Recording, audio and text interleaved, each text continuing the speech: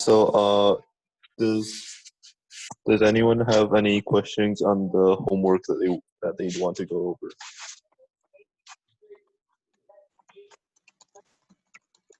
I guess you guys can just type in chat if you guys want a particular homework question. And then if you guys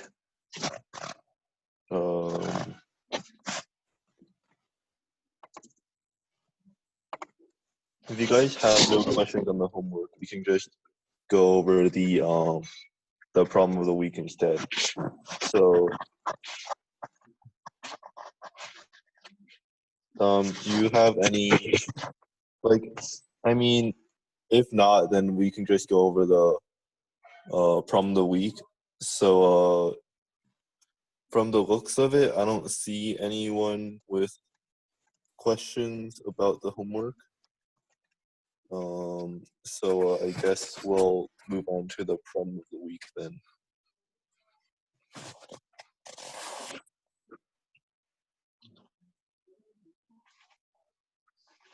Is there a question?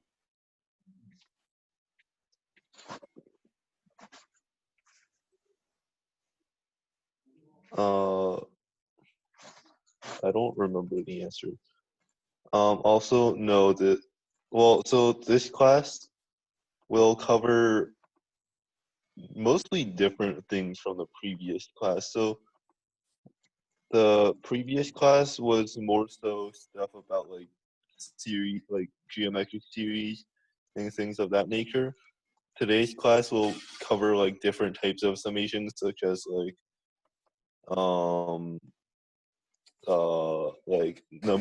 number theoretical summations or combinatorial summations. So they'll just be different types of. But yeah, I guess we'll move on to the problem of the week then.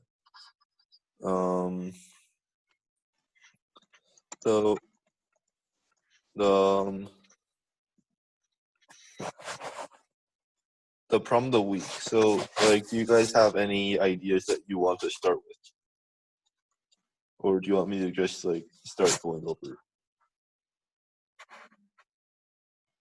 No, this is a true statement. Well, so the general idea for this question is you have a bunch of these terms that you're adding up, right? But then we want to make it so that if you recall, so this problem of the week is similar to one of the problems from last week. It was one of the last problems we did. But basically the idea for that one was we had terms that were closely related to each other. And then so we want to turn that into a telescoping sum, right?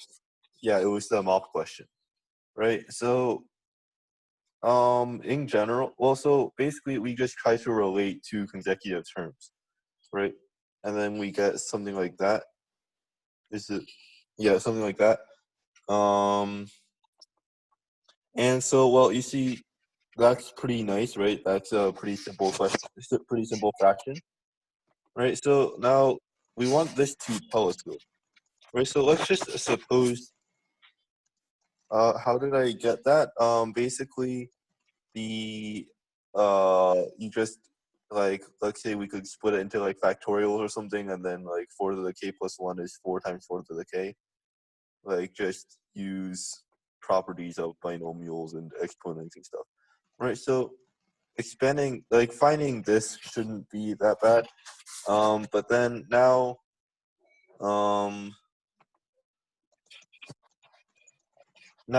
so we just suppose that it telescopes like that, right? And now, f of k probably does something nice, right? So, so f of k probably is closely related to the thing that we want to telescope, right? So we just write it as the thing that we want the telescope times g of k, right? And now, so g of k should be much simpler, right? Because we already had that, like basically the idea is this term that we have should like cancel in a lot of places, right? Because, well, yeah, so you kind of needed a telescope in order for it to do anything nice. And so you just try to make a telescope and then see what happens. And then like now we see that we have, if you scroll down, we see that we have a recurrence, right? Well, and now we see that we really would like g of k plus 1 to cancel out with that 2k plus 1 in the denominator. So now this basically leads us to want g of k to equal a times 2k minus 1, right? Because fractions are bad. And then this cancels out very nicely, and then we get that a equals 1/3, right? And then so we find that these hold, right? That this is our thing that telescopes, and then and so we want to calculate f of 2021 minus f of 0, right? So in order to do that, this is kind of when the computation starts, right? So it's pretty ugly. So I'll just leave like some of it, which is basically just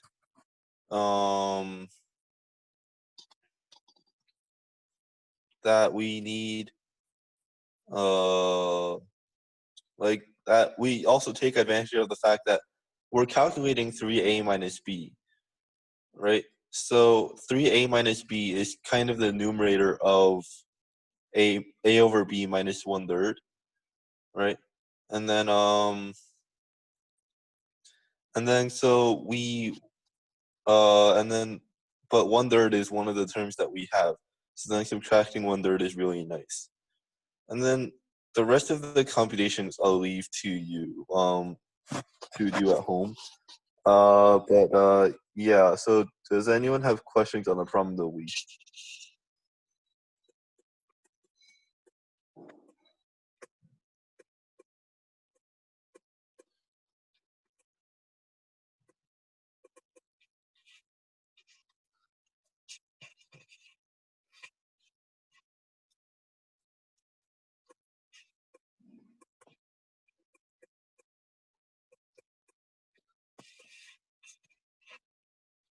Yeah, the arithmetic is fun, I guess. Yeah, if no one has any questions on that, I guess we'll move on to the start of this week's lesson, which I think. I'll be taking over. Yes. So today we'll be working on combinatorial and number theoretic sums, as opposed to the purely algebraic sums we encountered last time. So yes, we actually do have that as an example. So to begin, we'll talk about combinatorial sums, where it's helpful to consider the quantities involved in the expression combinatorially, where m choose n means the number of ways to choose n objects from m objects. So it can be very helpful to consider combinatorial sums in a combinatorial light. We'll start with the classical identity, Vandermon's, and I'll give you a bit of time to take a look at this equation if you haven't seen it already.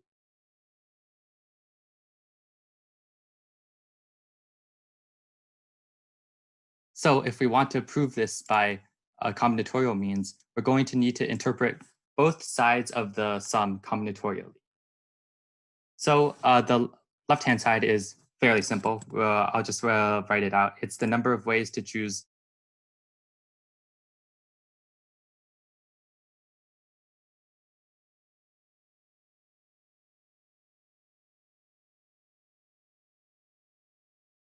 R objects from n plus side with a little bit more work because it's a large sum.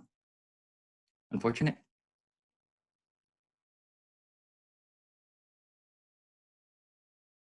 Yep, so the left-hand side is easy. What does the right-hand side mean? So each term is the product of two numbers. M choose k is the number of ways to choose k objects from m objects. We'll be using stones as our objects. And n choose r minus k is the number of ways to choose r minus k stones from n stones. Now, what does their product mean? So we have to choose k stones from m stones, and then r minus k stones from n stones. So suppose that we color the stones, then we can say that we have to pick k red stones from a pile of m red stones, and r minus k blue stones from a pile of n blue stones.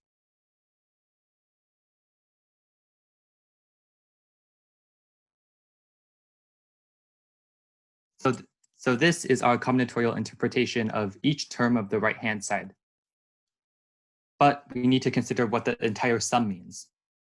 We can choose any k between 0 and r. So that means we can choose any number of stones, any number of red stones, and then we have to choose an appropriate number of blue stones so that we get a total of r stones of any color. So when we take the entire sum, we just get the number of ways to pick r stones of any color from this pile of m red stones and n blue stones. And that's exactly what the left-hand side means. So since we have a combinatorial situation where we counted the answer in two different ways, and we got two different expressions, these two expressions have to be equal to the common answer. Yep, so if we have m plus n stones and we want to pick r of them, we just assign the color red to m of them, the color blue to n of them, and then take casework on how many red and how many blue. That's good. Do we have any questions?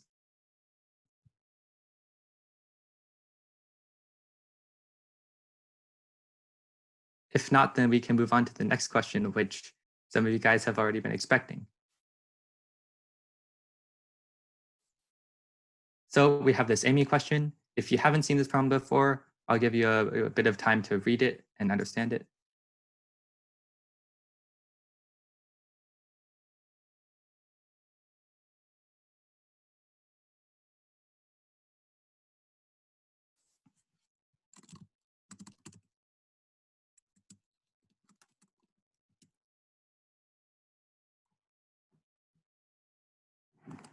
Okay, so as with before, we're going to try to consider the sum combinatorially. You can use this. You can solve this problem using some algebraic manipulation and Vandermon's identity, and we have that in the handout. But we'll be discussing a more combinatorial approach to this problem. So we want the sum of all t a b with a plus b at most 6. So let's interpret t a b first, and then we'll interpret the sum. So what does t a b mean? It looks pretty similar to the product from Vandermonde, except now we have three terms in our product.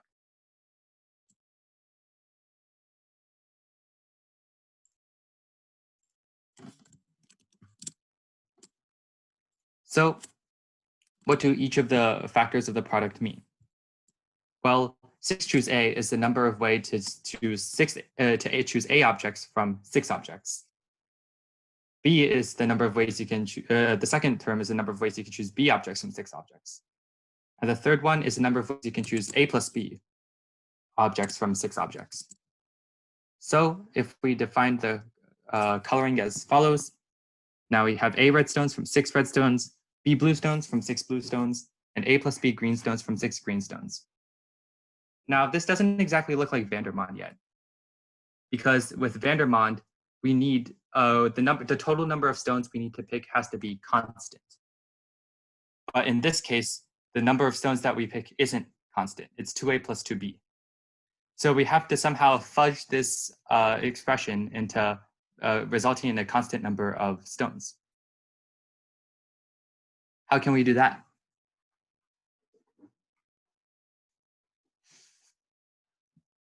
Well, as mentioned earlier in the chat, with writing this third term as 6 to 6 minus a minus b, we can reinterpret the thing as follows. We can choose a red stones, b blue stones, and 6 minus a minus b green stones. Since 6 choose a plus b is equal to 6 choose 6 minus a minus b, this is the same expression. But now we get a constant number of stones. So if we sum over all AB, this is the number of ways to choose 6 stones of any color from the 6 red, 6 blue, and 6 green stones.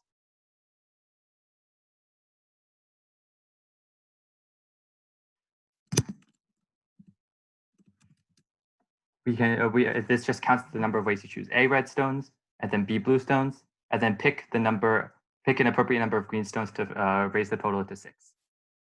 So with 18 stones, and we want to pick 6 of them, so it's just 18 choose 6. And then this computation is a lot easier than bashing out the expression, and you can get the answer is 564. Anybody have any questions?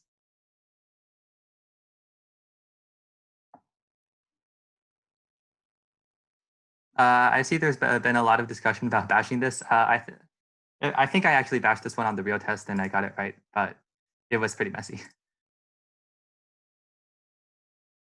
If no one has any other questions, then we can move on to the next problem, which is a much harder question, very involved, and I think William will be taking over.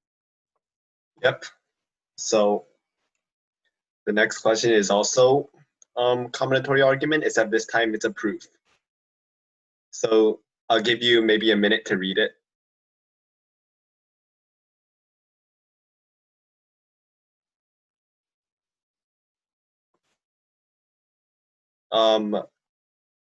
Feel free to type in the chat if you have any questions about the problem statement, because it's a pretty long problem statement. And yeah, this is a very big increase in difficulty. So omega n is defined in the note. It's the number of distinct prime factors of n.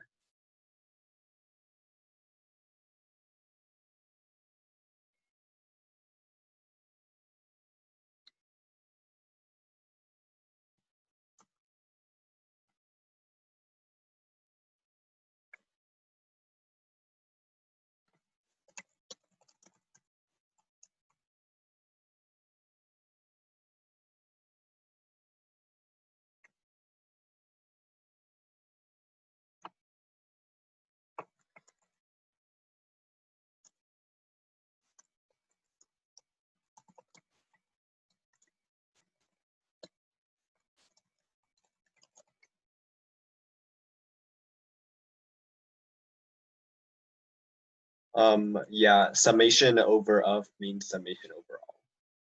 That's the type.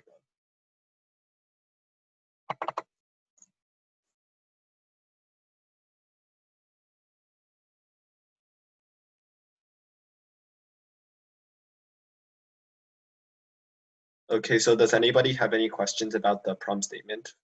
Feel free to type them in the chat. This is going to be an involved question. What do you mean take an example of it?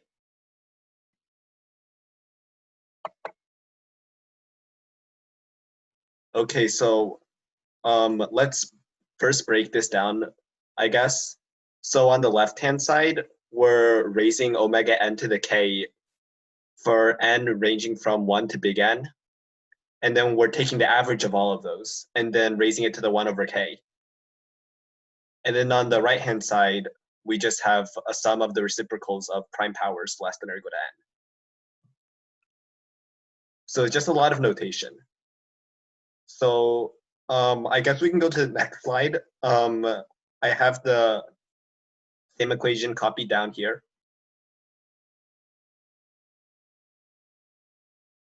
So this initially looked really hard to make any progress on. But in light of the fact that this is in the combinatorial argument section, do you guys have any idea? Okay, so the left-hand side being a QM is just being a kth power mean is just a red herring. So we're just gonna raise both sides to the power of k. So the first thing we want to see is which side should we look at first? Which side do you think can yield a combinatorial argument? Yeah, the left-hand side. The problem with the right-hand side is that we have 1 over a bunch of prime powers, and prime powers generally don't have anything to do with combinatorics. So let's look at the left-hand side. Q is the sum over prime powers.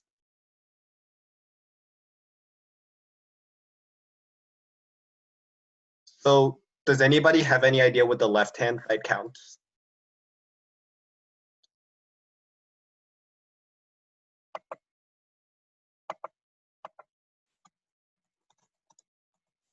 So omega n, once again, is the number of distinct prime factors. For example, omega of 6 is 2 because there's 2 and 3. K and n are both arbitrary.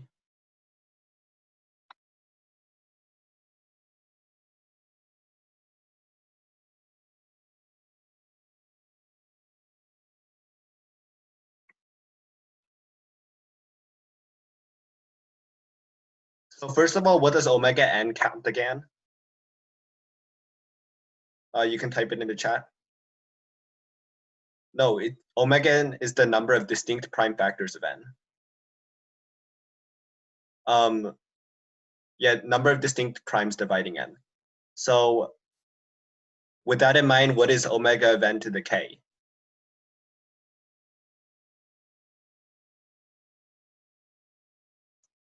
Feel free to just type any guesses in the chat.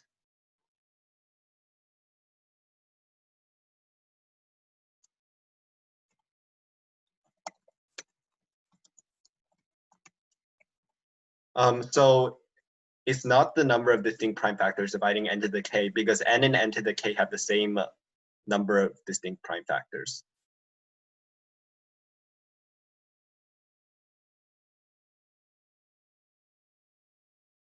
Okay, since this is a rather hard question, I'm just going to give away the first step. So if we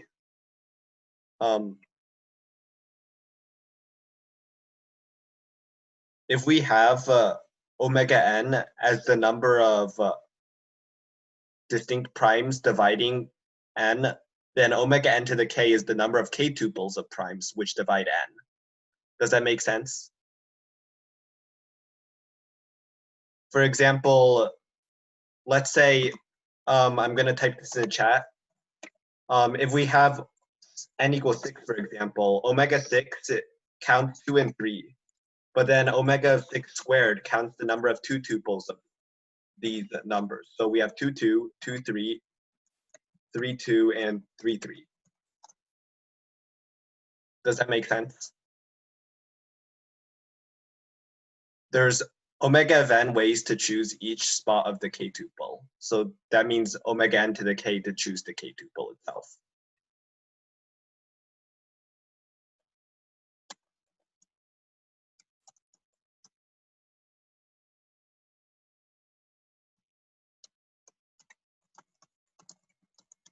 So some people are noting that there's an expected value argument. So this question can be solved with expected value, but we haven't taught expected value yet. So we're going to try a purely combinatorial way for now. Okay, so now that we have the combinatorial argument, namely that omega n to the k counts the number of k tuples of primes dividing n, now we can try to manipulate the sum on the left. In particular, we can try sum swapping, as we discussed last class. Right now, we're trying to find the number of k tuples for each value of n. So rather than doing that, we can actually find the number of n for each k tuple instead. In other words, if we have a k-tuple, we'll find the total number of n which satisfy the k-tuple.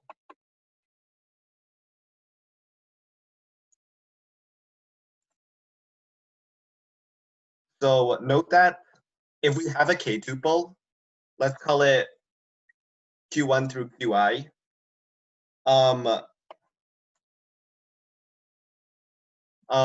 Sorry, let's call it x1, x2, all the way to xk, for example. And the set of distinct prime numbers in our q-tuple, in our k-tuple is q1 through qi. Then n can generate this k-tuple if and only if n is a multiple of q1 times q2 all the way to qi. Does that make any sense?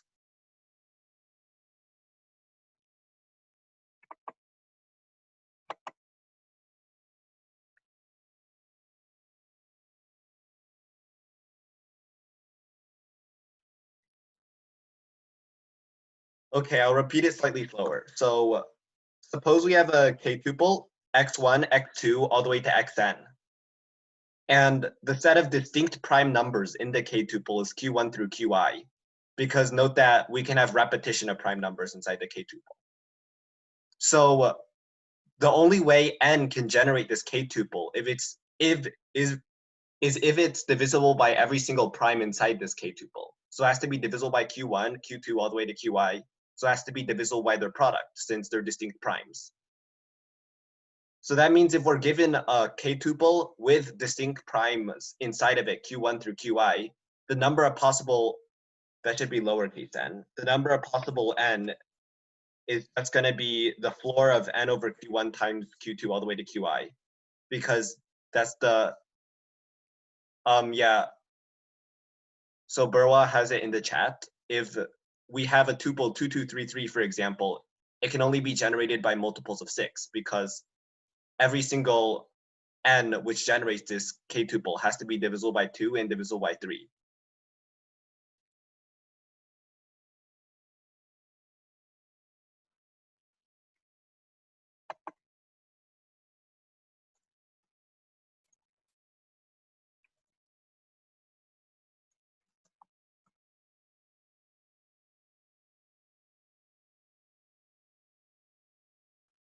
So is that making any sense?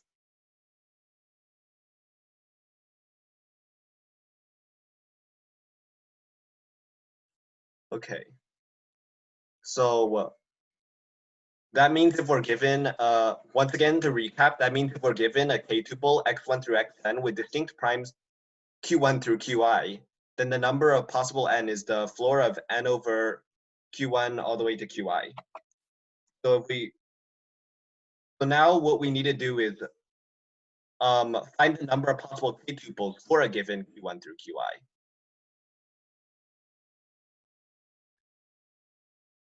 Because right now we know that if our k-tuple has the distinct primes q1 through qi, then the number of possible n is going to be floor of big N over q1 through qi. But in order to sum swap, we first need to find the number of possible k-tuples satisfying this condition. So what this means is that we need to find the number of k-tuples which contain only the numbers q1, q2, all the way to qi, and that contain each one of these at least once. So this is another hard part of the question because this is actually very hard to count in general. So we actually can't count this, but that's fine because our original question is an inequality. So we only need to bound this. So does anybody have any ideas how to bound this?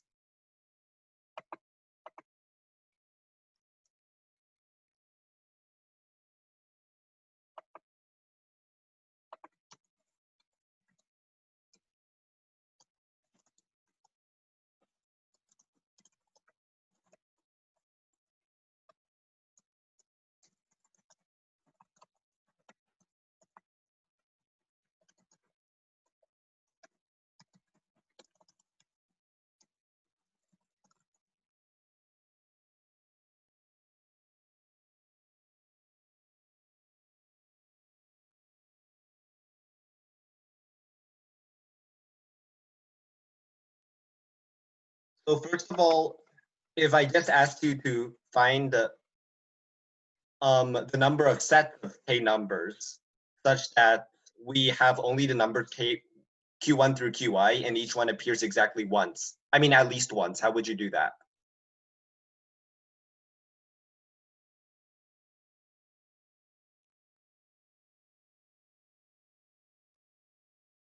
You can answer in the chat.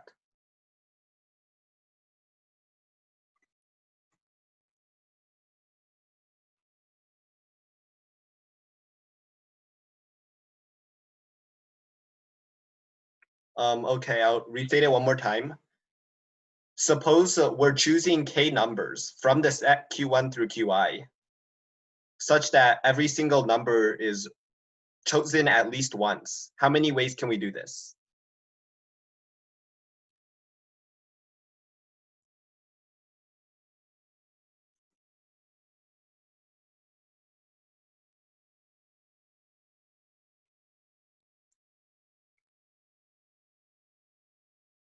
Okay, we are running a bit short on time.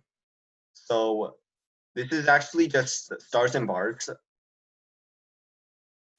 because we're choosing a set of k numbers from a set of I numbers such that every number is chosen at least once. So in other words, we're trying to find a set of I numbers which add to k, and every number is positive. So a lot of you are familiar with stars and bars. It's just k minus 1 choose I minus 1.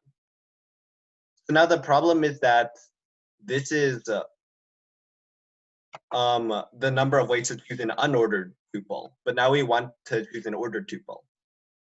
So a dumb way to do this is just to note that if we have k numbers, there's at most k factorial ways to permute them. So you can easily see that this is not strict because there's no condition that x1 through xk have to be distinct. So there's actually usually a lot less than k factorial ways to order them. But as we'll soon see, this is enough. So this tells us that there are at most k factorial times k choose I, k minus 1 choose I minus 1 k tuples which satisfy this condition.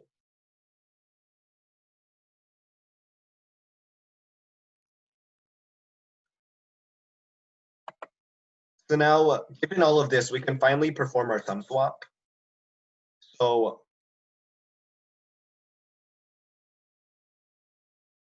we have this. So if we look, the sum on the left is the sum we just sum swapped. So now floor of n over q1 through qi signifies the number of possible n for a given tuple q1 through qi. I mean a given set of primes q1 through qi. And then the right term, which is k factorial times k minus 1 choose I minus 1, is the number of ways to choose such a tuple, such that the set of primes is exactly q1 through qi. So after a sum swap, this is what it becomes. And then now floors are not very nice. So we're just going to do another inequality. We're going to remove the floors. And that means we can cancel out a factor of n. So we're left with the sum over all set of primes of 1 over q1 through qi times k factorial times k minus 1 choose I minus 1.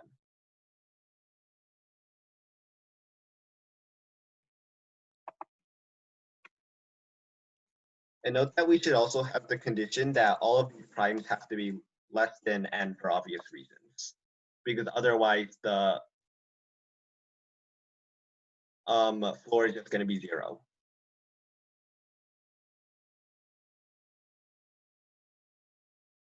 So is this making sense so far?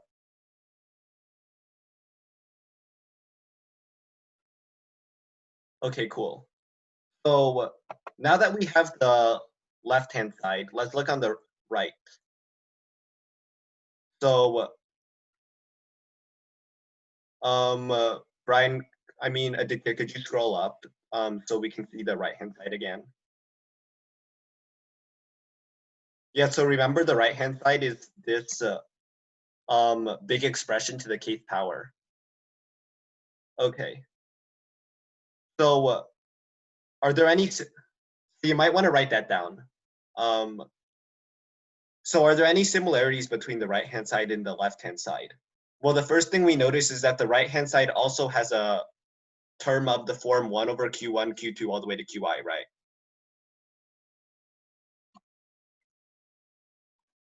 So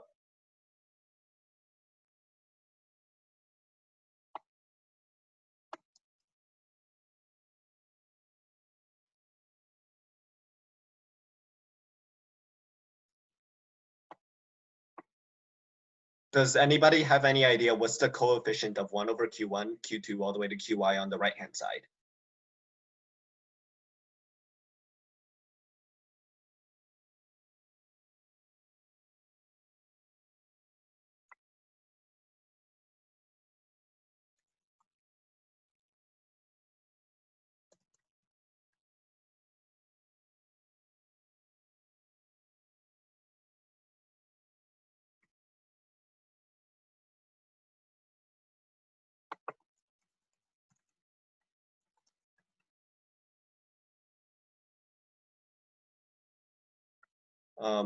Looks like nobody's typing in the chat.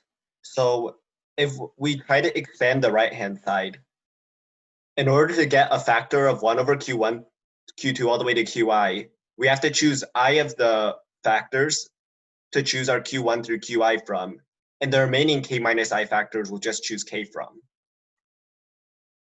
So the right-hand side contains the term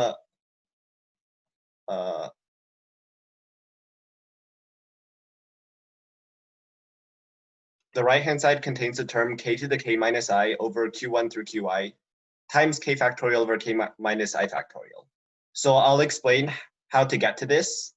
So the k to the k minus I signifies the number of k's we choose, because we're choosing I primes, so from our k factors. So in the remaining k minus I factors, we're going to choose k. So that's how we get k to the k minus I. And then now if there's the k choose I ways to choose the I factors. So that's k factorial over k minus I factorial times I factorial. And then there's I factorial ways to choose which one's 1, which one's 2, all the way dot, dot, dot. So we multiply by I factorial to get k factorial times, k factorial over k minus I factorial. So I guess I will edit this slightly.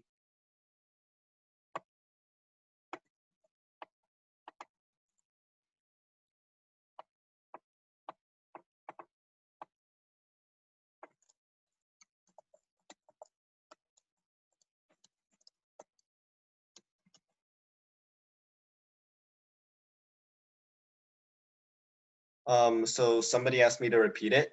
So I'll go slightly slower. So the right-hand side is a product of k terms, all of the form k plus sum of q less than or equal to n 1 over q. So now, in order to get a term of the form 1 over q1, q2 all the way to qi, we're going to take I of these terms to choose our q1 through qi from, and then k minus I of the terms to choose k from. So in our k minus I terms, we're going to get the k to the k minus I. And then there's k choose I ways to choose the I terms. And then once we've chosen these I terms, there's I factorial ways to choose which one we take q1 from, which one we take q2 from, dot, dot, dot. So that's how we get k to the k minus I times k choose I times I factorial.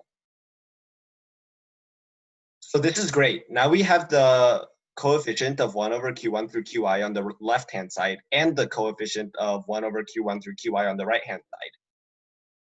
So a really dumb way to check if this inequality was true would be to just show that the coefficient of 1 over q1 through qi on the left-hand side is always less than the coefficient of 1 over q1 through qi on the right-hand side.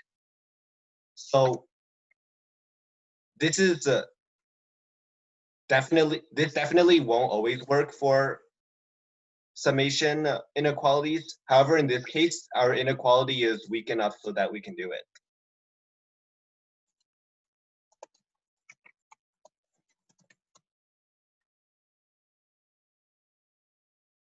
Sorry, you have a bit of technical difficulties. So let's reiterate what we have right now.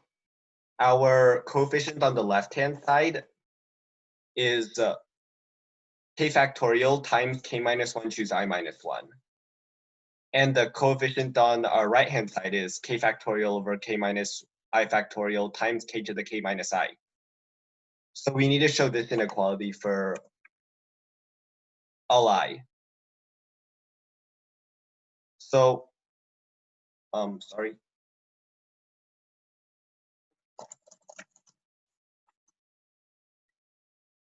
We divide by k factorial over k q1 through qi, and we get this. And we can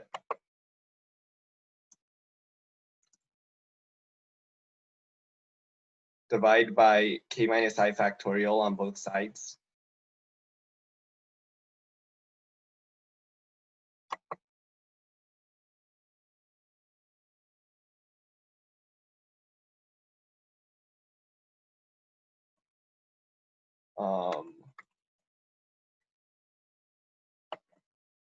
Sorry.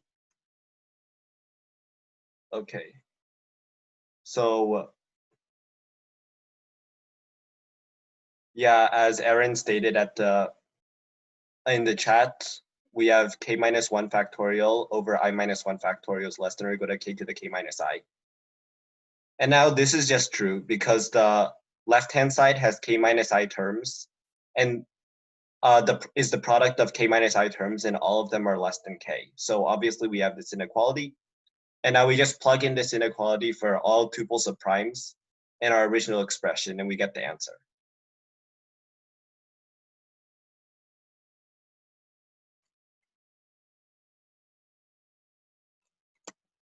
So that was a very long and involved question. So are there any questions on this?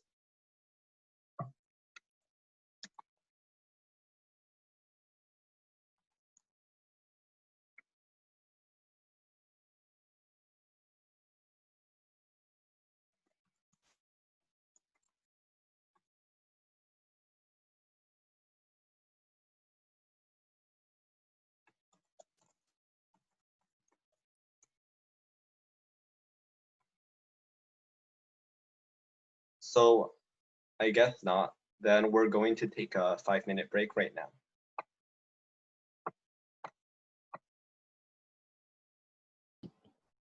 And so first, what is a generating function? So it basically, so if you take a sequence like A0, A1, A2, and so on, the generating function is A0 plus A1 times X plus A2 times X squared plus dot, dot, dot.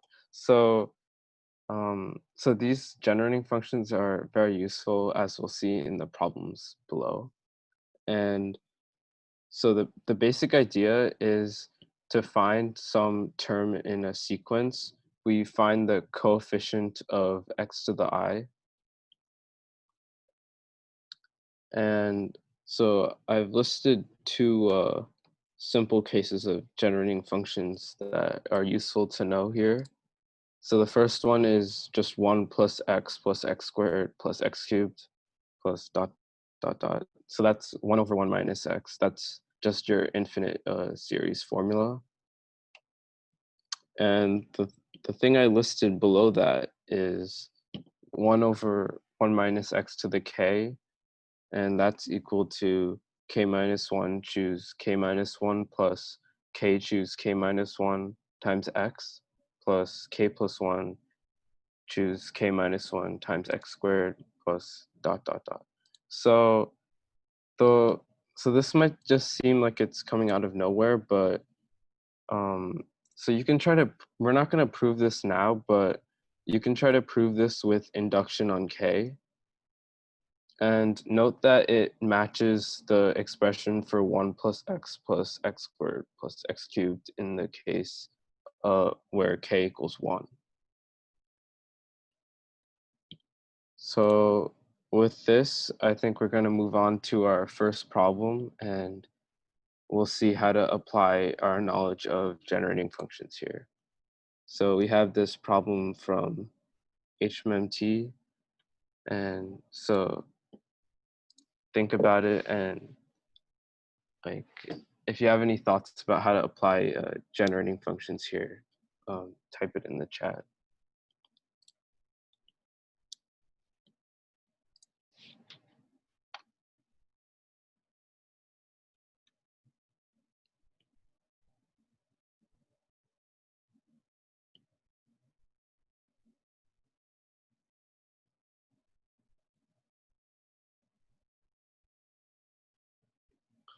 Yes, so Aaron, that's a good idea, but we also want to encode the expression like I times j times k. So um,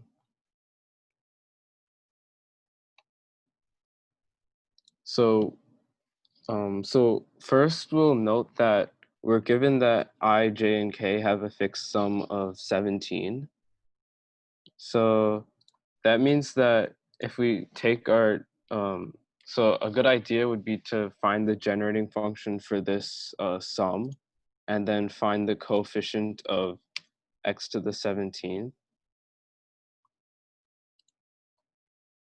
And yes, so as Aaron noted in the chat, we want to use the generating function x plus 2x squared plus 3x cubed plus dot dot dot, because this is gonna give us like, so this would be the sum of I times x to the I. And so if we multiply that with the corresponding sums for j and k, like j times x to the j and k times x to the k, then we can get I times j times k times x to the I plus j plus k. And so first we want to find the generating function for that the sum from the sum of I times x to the I. So one of the relations I noted above, when we plug in k equals 2, we get 1 over 1 minus x squared is the sum from for I greater than or equal to 0 of I plus 1 times x to the I. And so to make this I times x to the I, we just multiply this by x.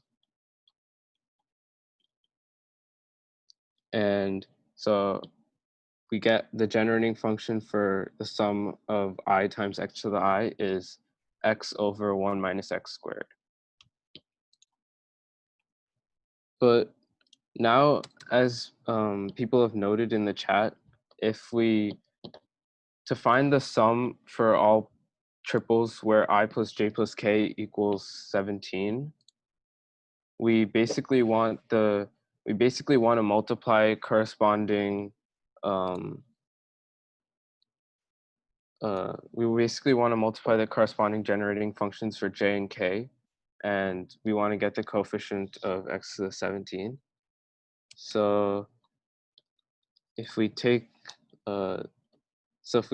this product here like this, we get that. So if we multiply these expressions for I, j, and k, we get precisely the sum that we want. And so now on the right side, we want to determine the coefficient of x to the 17. I'm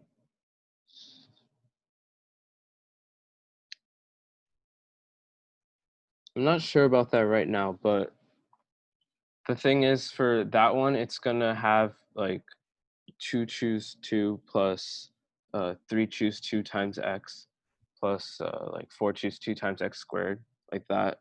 I don't think that it'll give us, like, we want to find I times j times k and like the sum of that over all of these triples. So I don't think we want like choose 2.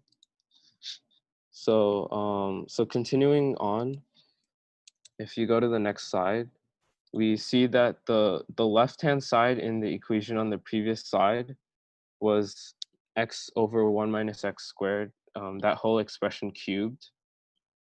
So that's x cubed over 1 minus x to the 6th. And so now we can just expand this as a generating function like we did. So we showed we had a formula to expand something like this on the first slide on generating functions. So if we factor out the x cubed, then it's 5 choose 5 plus 6 choose 5 times x plus 7 choose 5 times x squared plus dot dot dot. And we just have to find the coefficient of x to the 17. So does anyone want to say in the chat what the coefficient is?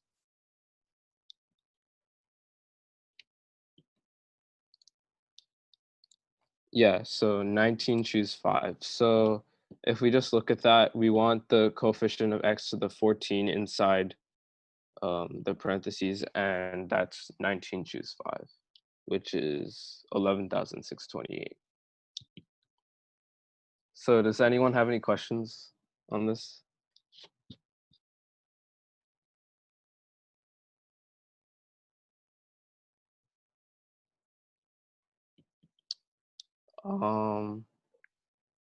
I mean, you can just, I think it'd just be fastest to write out like 19 times 18 times 17 times 16 times 15 over 5 factorial and then cancel out common factors, I suppose.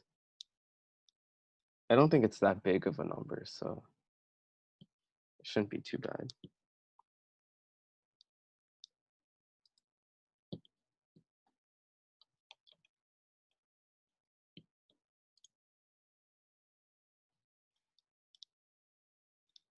Okay, so if we have no questions, we'll move on to our next generating function question.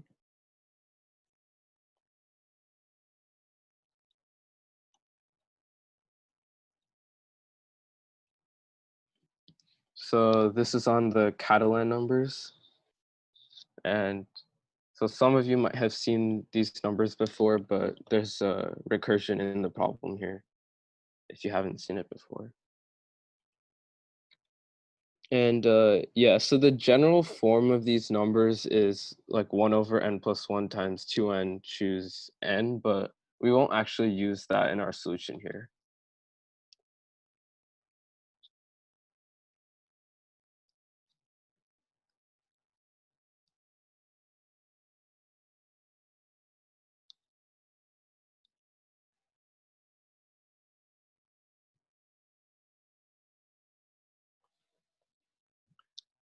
So to start, we would notice that the left side of this equation that we were given is precisely the generating function for the Catalan numbers. So we're just gonna let this generating function be c of x as a function of x. So does anyone have any ideas for how to approach this problem now?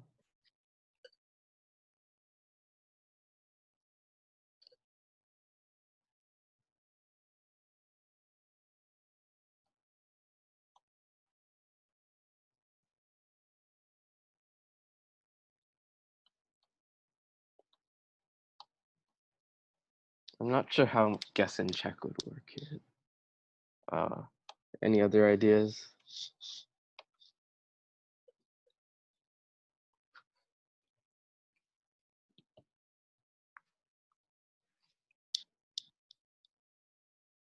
Yeah, so someone said the definition. So if you scroll up a little bit, this recursion that we're given here seems pretty promising to use.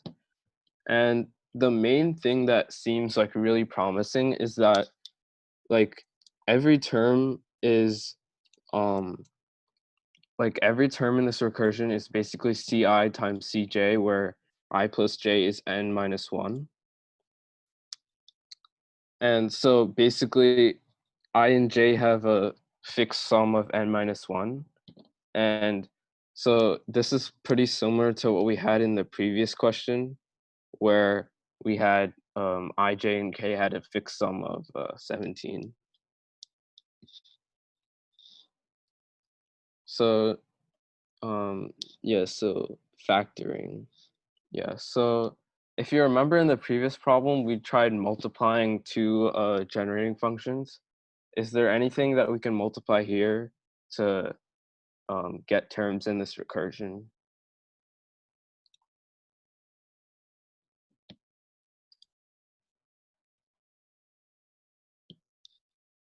Yeah, squaring c of x. So when we square it, it becomes c0 squared plus c0 c1 plus c1 c0 times x plus c0 c2 plus c1 squared plus c2 c0 times x squared plus dot dot dot. So I basically just combined all of the terms with the same degree here. And does this like do these terms remind you of anything?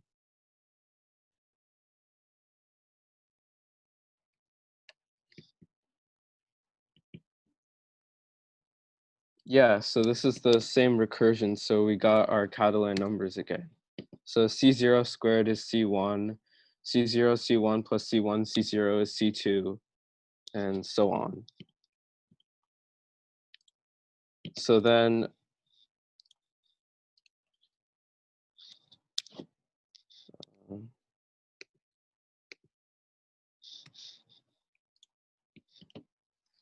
so we have C of x squared equals C1 plus C2x plus C3x squared plus dot dot dot.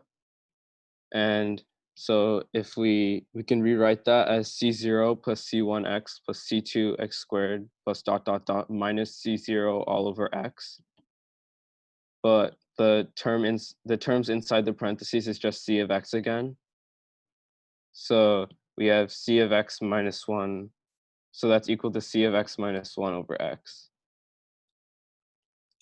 And yeah, so as people noted, well, first we can rewrite this equation a little bit, but as people noted, we're given that C of x equals 7 over 4. So we can just plug this in and we get a linear equation for x. And if we solve that, we get x is 12 over 49.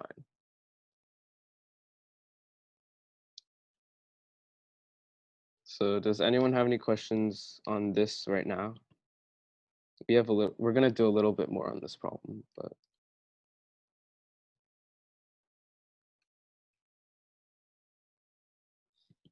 Okay, so the Catalan numbers are pretty important. So I'll go one step further and actually find the another form for the generating function of the Catalan numbers. So if we take that equation that we had, it's basically a quadratic in C of x. So we can just use the quadratic formula.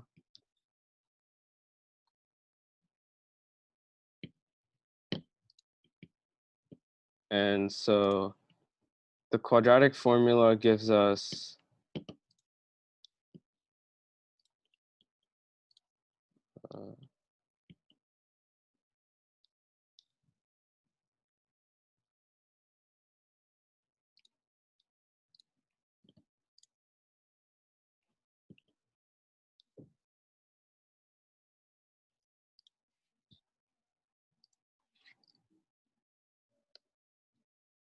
yeah, so it gives us C of x is 1 plus or minus square root of 1 minus 4x all over 2x. And so yes, as Kevin said, it should be the minus and not the plus.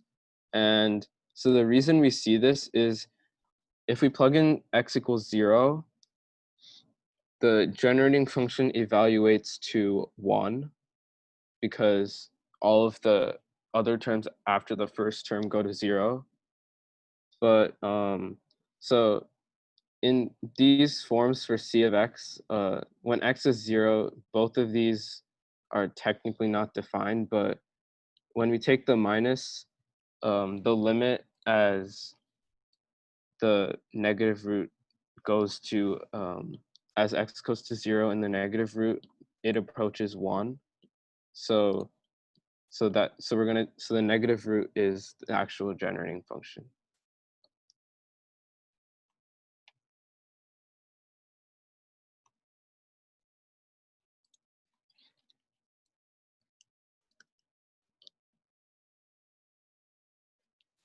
Yeah, so it is going to be not real for x greater than 1/4. So that just means that the sum is going to diverge.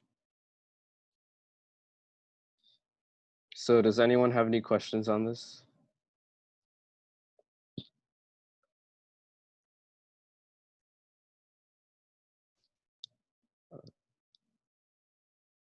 Daniel, can you scroll up a little bit? I think someone asked to scroll up.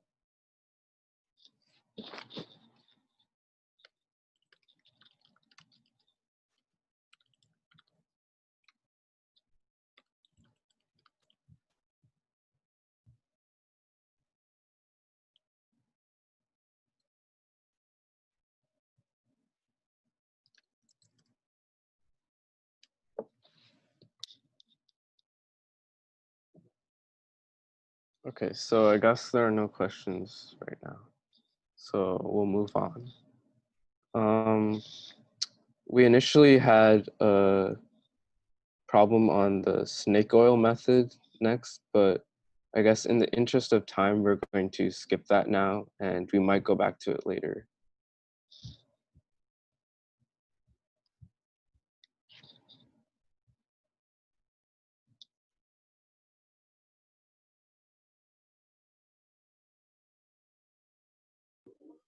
So we're going to be going over some number theoretical summations now. So first, we're just gonna go over the common functions that you'll see in these summations. So we'll start with the floor function, which I think we already saw earlier. And then oops.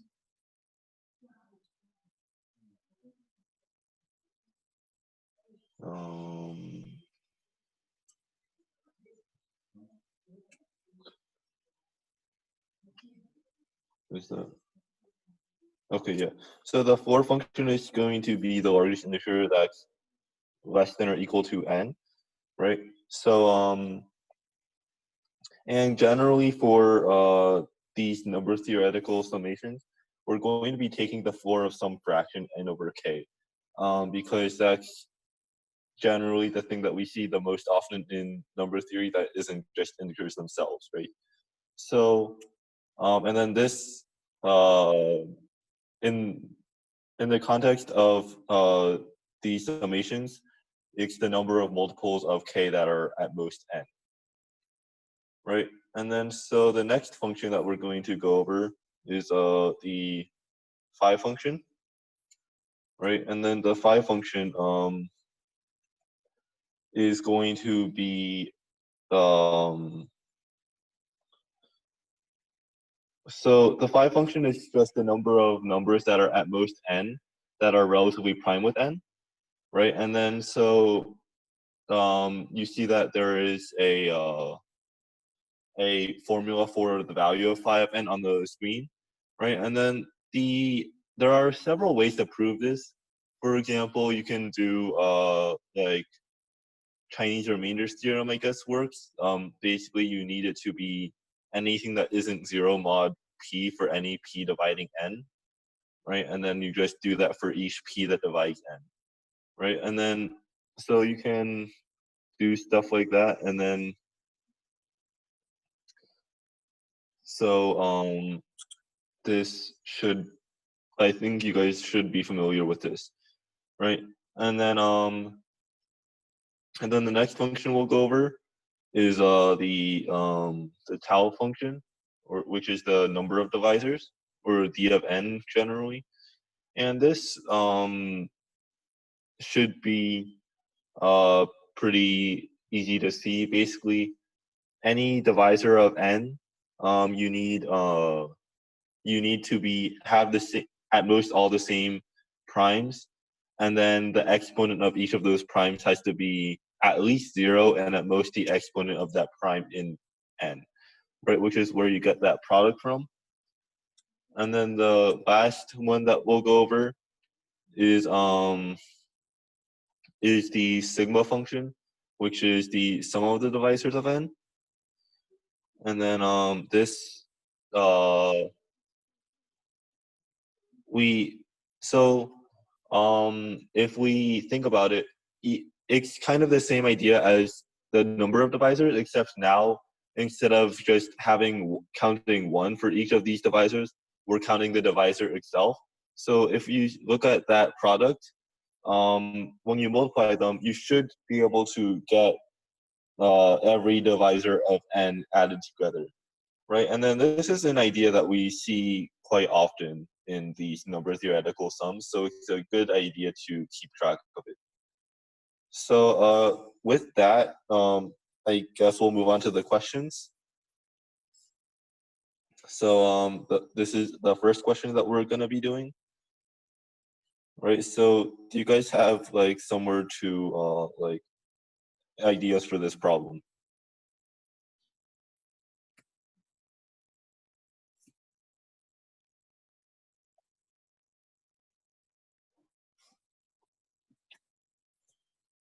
Okay.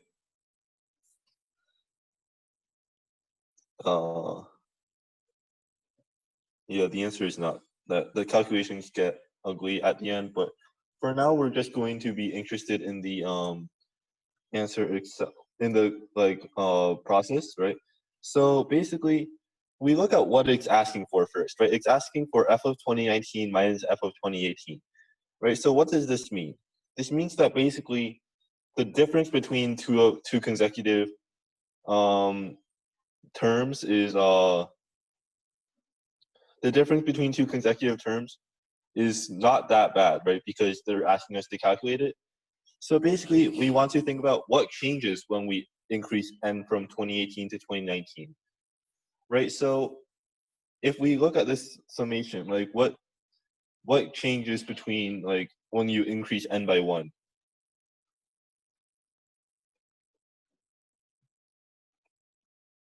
Like you have a bunch of those terms in the summation, right? But we hope that like a lot of these terms should be the same in both things, right? So yeah, basically we check the divisors, right? Because the reason for this is basically when we increase n from like 2018 to 2019, 4 of n over k should be the same for every value of k except for when k is a divisor of 2019, right? Because it's counting the number of multiples of k that are at most n, right? And well, if there are no multiple, if 2019 is not a multiple of k, then that just doesn't change the number of multiples, right?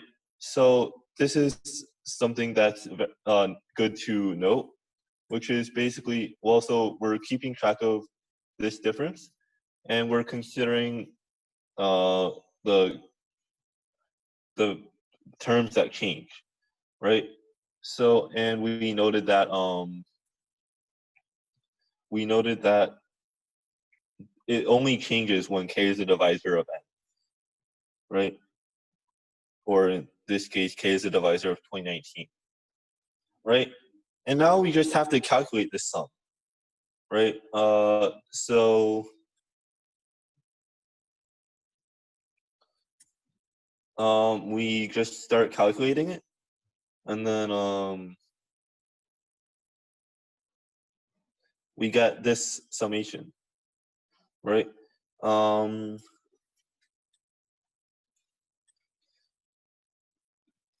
then so now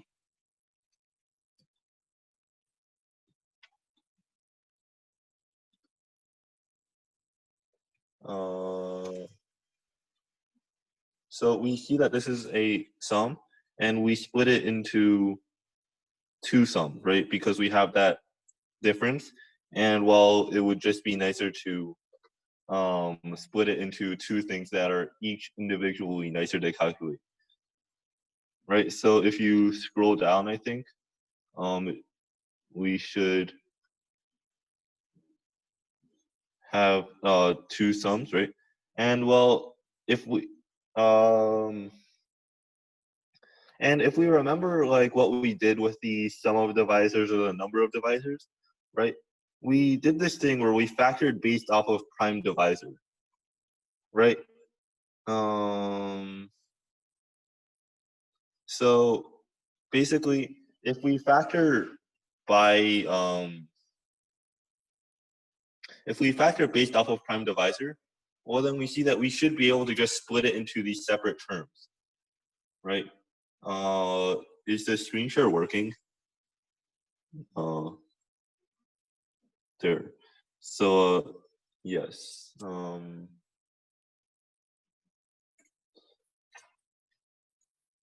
Yeah. So yeah, okay. So there, that it's loading. But basically we want to be able to factor this. And we see that it can actually be factored, right? The first term and they can both be factored, and then we just have to calculate it for prime powers and multiply it together, right? Do you see why that's true? Like where those products came from? I probably need parentheses, but like, do you see where these products came from? Right. So basically, we see that if we let's just consider the first one, right? So for the first one, phi of k over k, well, this just it's just for each for any prime power, x1 if x1, but then x1 minus 1 over p for each of those for each other prime power of p, right? So now we can calculate both of these products for 2019, and then we can just find our answer, right? So I think that should be the right answer. And then yeah. So for this problem, you didn't actually uh need you didn't need to split it. You didn't need to like actually split it into this product like this. But it's a good thing to know how to do, because it does show up in other problems where like 2019 has only 4 factors, whereas like if you had another problem, then it's more useful to be able to use this technique. Is this calculation right? Did I calculate it wrong? I probably calculated it wrong. No, it's fine. Okay, we're fine. Then yeah, okay. I guess, do we have questions on this problem?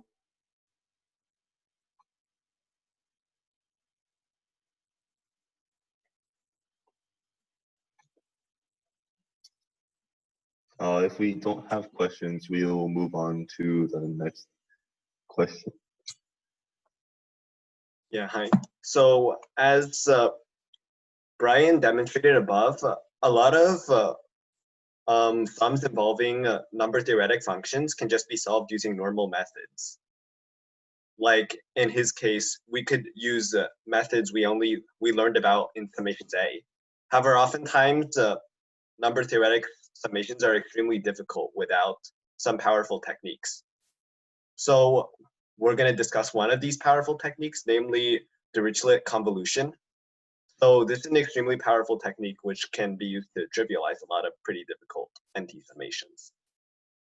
So the first thing we need to know is the definition of multiplicativity. So for a function f with its domain being the natural numbers, we call it multiplicative if f of x times f of y is equal to f of xy for all coprime pairs x and y. So given this definition, we can define convolution. Well, actually, we don't need this definition to define convolution. So convolution is when we have two functions f and g from the naturals to the reals. We define f convoluted with g of n to be the sum over d divides n of f of d times g of n over d.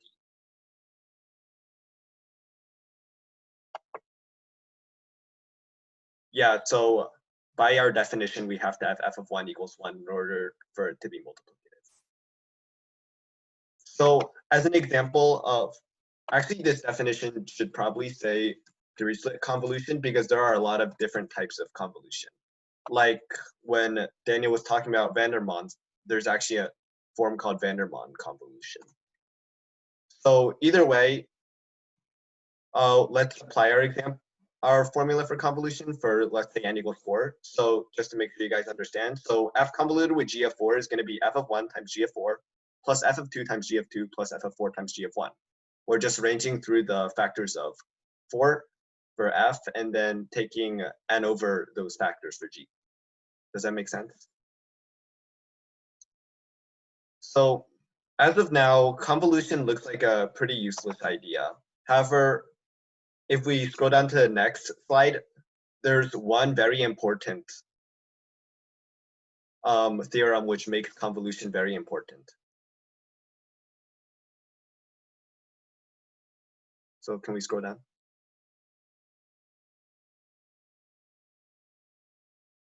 Yeah, so convolution isn't the same thing as f of g of 4, which is composition.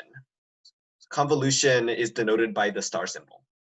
So our main theorem is that given multiplicative functions f and g, we have that f convoluted with g is also multiplicative.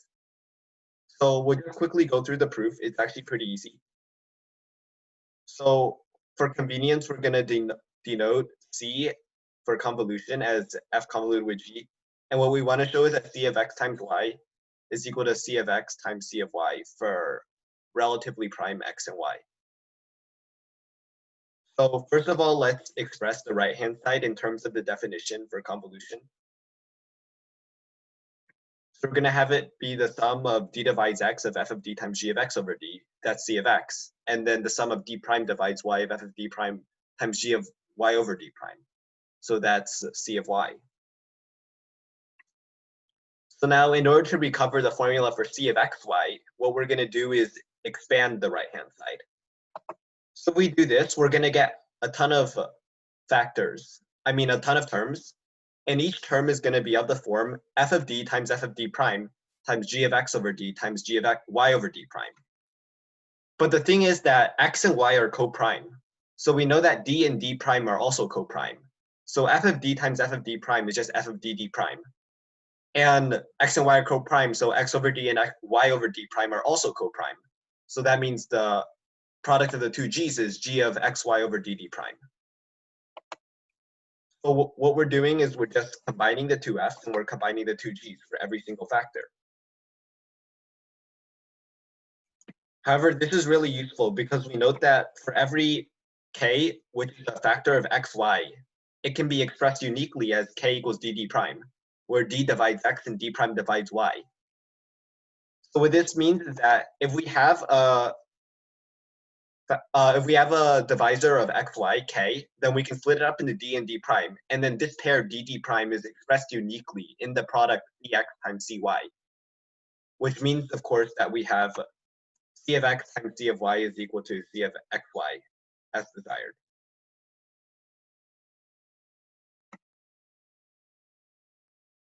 So as you can see, this isn't like something you can directly apply like Vandermonde, but the fact that functions are multiplicative will be very useful in understanding them, as we'll see in the next example.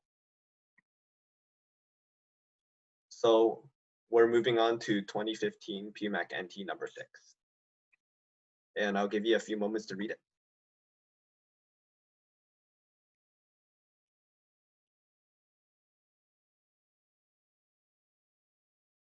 And feel free to type any ideas in the chat.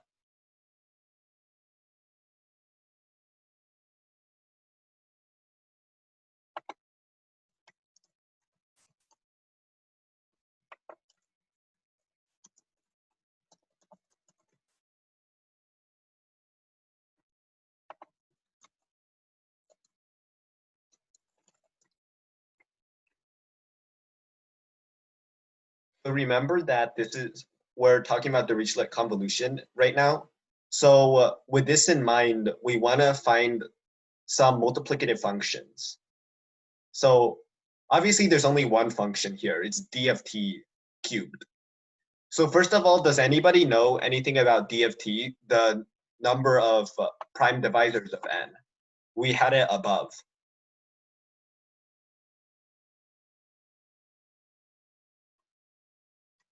In particular, is d of t multiplicative?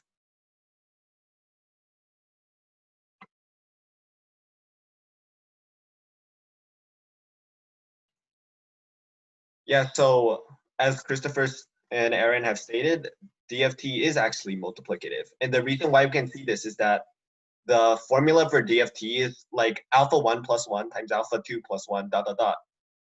So if we multiply relatively prime x and y, they don't share any prime factors. So when we multiply x and y, their prime factorizations also just concatenate together. So all the alphas are disjoint, and we just multiply the two products of alphas. So since d of t is multiplicative, actually d of t cubed is also multiplicative, because d of xy cubed is equal to d of x times d of y all cubed, which is d of x cubed times d of y cubed. So we have that d of t cubed is indeed multiplicative. So now that we know it's multiplicative, if we look back at our original function, this is actually just a convolution. And you may be wondering, where is g? Well, g is just 1, because 1 is a multiplicative function. So we're convoluting d of t cubed and 1. So if we let f of n be sum of t divides n of d of t cubed, then we know that f is multiplicative. So now I'm going to explain why multiplicativity is so important. Because the point is that now if we have f of n and we know the prime factorization of n, we can just split n up into its constituent prime parts. And using the definition of multiplicativity multiple times, we can just split it up into f of p1 to the alpha 1 all the way to f of pk to the alpha k. So what this means is that if we understand what f does to prime powers, then we're going to understand what f does to n, because n is just a composition of prime powers. So with this in mind, let's plug in n equals p to the k in the slide below.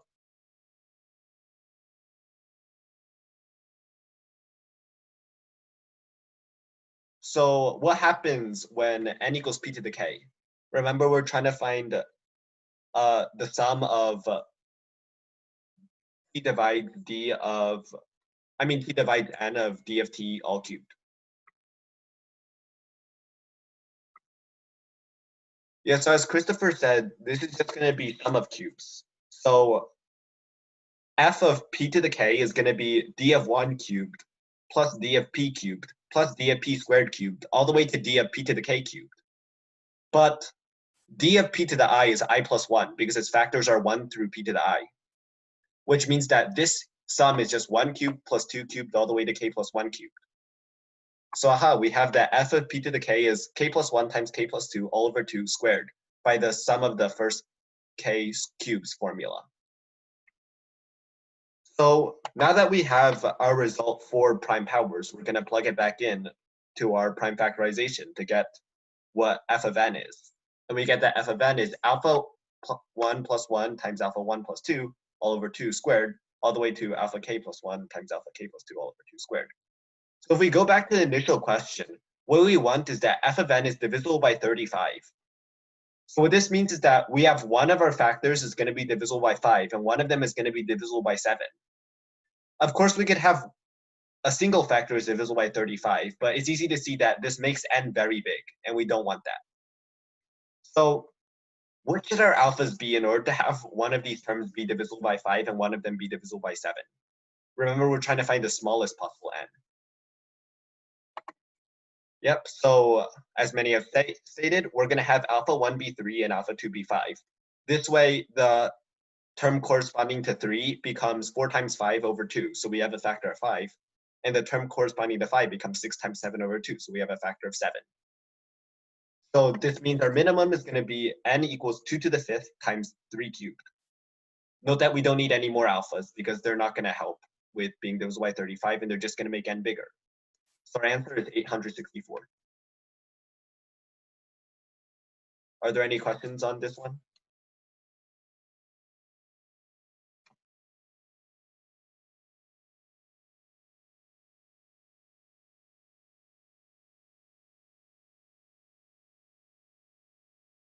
I guess not. So we're gonna move on to our final question of the day. And this question happens to be one of my all-time favorites.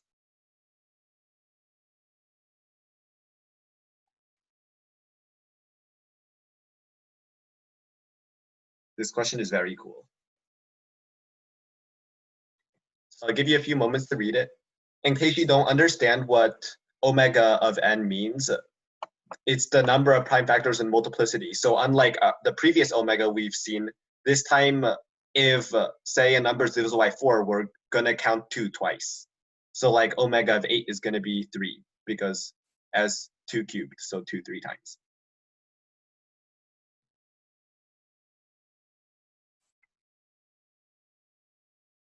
So similar to the question above, we first want to find a function which is multiplicative.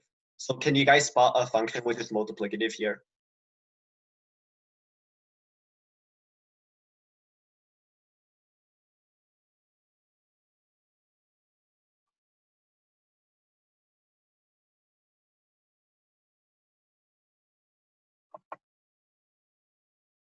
Yep. So you might be tempted to say that omega of n is multiplicative, but actually omega of n is the number of distinct the number of prime factors with multiplicity.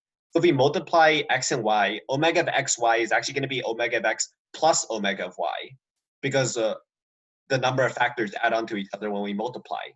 So that means that if we have omega in an exponent, then -1 to the omega n is going to be multiplicative, because -1 to the omega of xy is going to be -1 to the omega of x plus omega of y.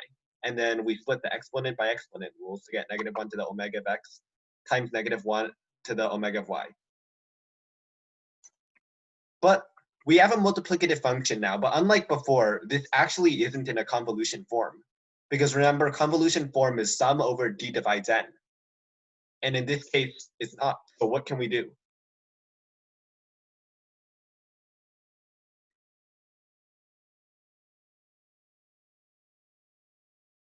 And note that it's actually nowhere near convolution, because though we have a second term, floor of 1989 over n is definitely not a multiplicative function.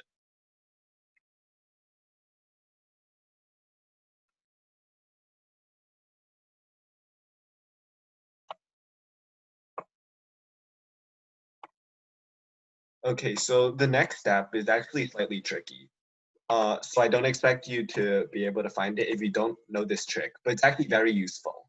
So the point is that, as Brian stated before, floor of 1989 over n counts the number of multiples less than or equal to the number of multiples of n less than or equal to 1989. So that means we can write floor of 1989 over n as the sum of n divides k and k is less than or equal to 1989 of 1.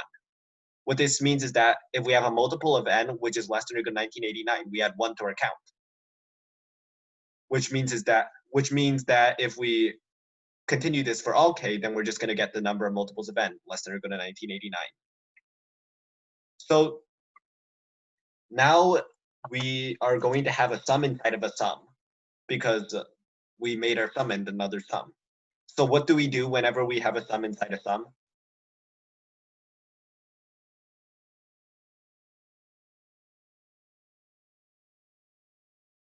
This was a topic last class.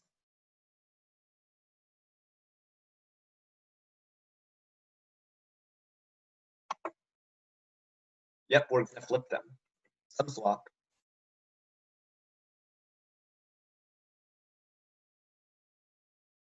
So right now we have sum of n equals 1 to 1989, -1 to the omega of n, of sum of n divides k of 1. So now when we flip it, k is on the outside now. So k is going to range from 1 to 1989. And because k has to be less than or equal to 1989 and it's positive. And the condition for n remains the same. N has to divide k. And since k is bounded by 1989, we don't need the condition that n is also less than or equal to 1989, because it's always less than or equal to k. And then the summand stays the same. It's -1 to the omega of n. But now what happened? What's the inside sum now?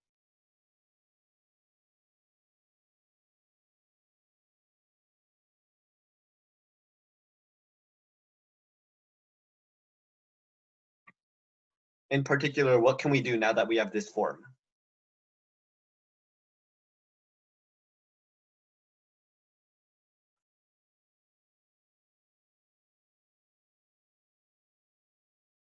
well as the title of this section suggests, the inside sum is actually a convolution. Because remember earlier that we said that -1 to the omega of n is a multiplicative function. And this time we're once again convoluting it with 1. So if we define f of n to be the sum of n divides k of -1 to the omega of n, this is also a multiplicative function. So now as before, all we need to do is find f for prime powers. So let's let n equals p to the k. So does anybody have any idea what happens when we set n equals p to the k? This is actually even slightly easier than before in our previous question.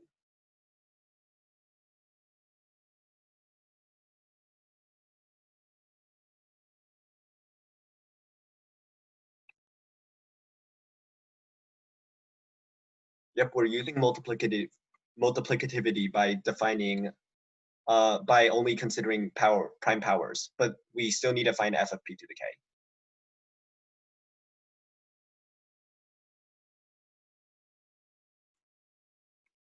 So remember that the only divisors of p to the k are 1, p squared, all the way to p to the k. And when we plug them into omega of n is 0, then 1, then 2, all the way to k. So actually, f of p to the k is going to be 1 minus 1 plus 1 minus 1, all the way to plus -1 to the k. Does that make sense?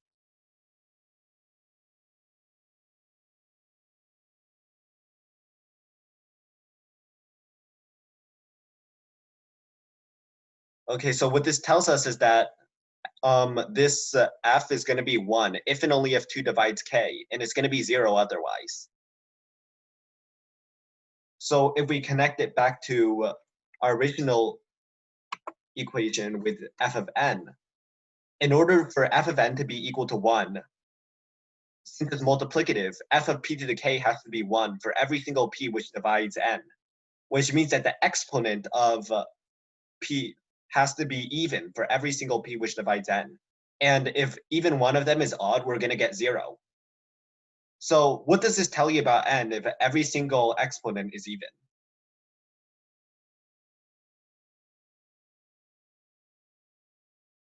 Yep, that means that n is a square. So in fact, this is actually the exact definition of a square. So f of n is going to be 1 if n is a square. And if it's not a square, that means one of its prime factors had to have an odd exponent, which means that it's going to be 0. So our answer is just the number of squares under 1989, because we're adding f of 1 all the way to f of 1989. So our answer is 44.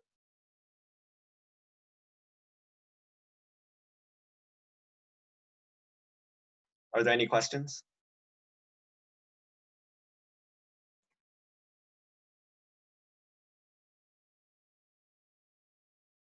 Yeah, some of you might have seen this before. This is a very classical example of Dirichlet convolution.